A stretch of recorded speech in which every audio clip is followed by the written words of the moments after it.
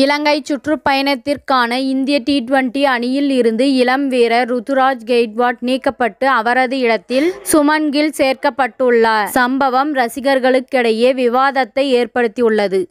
இதனால் இருவரில் யார் சிறந்த வீரர் என்று ரசிகர்கள் பலரும் கம்பீர் மற்றும் ரோஹித் சர்மாவை கேள்வி எழுப்பி வருகின்றனர்.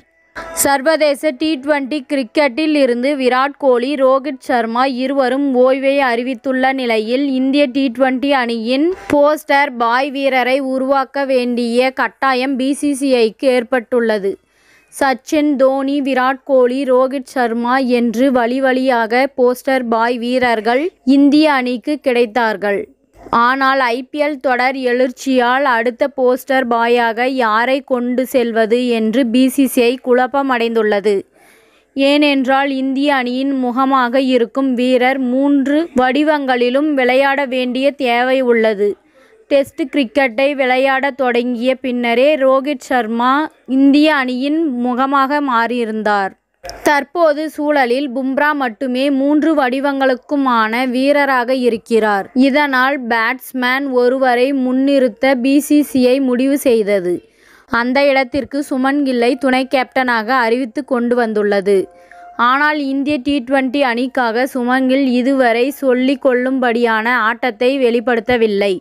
இதுவரை 19 இன்னிங்ஸ்களில் விளையாடியுள்ள சுமன் கில் இதுவரை 1 சதம், 3 அரை சதம் உட்பட 505 ரன்களை விளாசியிருக்கிறார். இவரின் பேட்டிங் சராசரி 29.7 மட்டுமே உள்ள நிலையில் ஸ்ட்ரைக் ரேட் 139.5 இருக்கின்றது. அது மட்டுமல்லாமல் அதிக டாட் பால்களை விளையாடி வருகிறார் என்ற விமர்சனமும் சுமன் கில் மீது உள்ளது.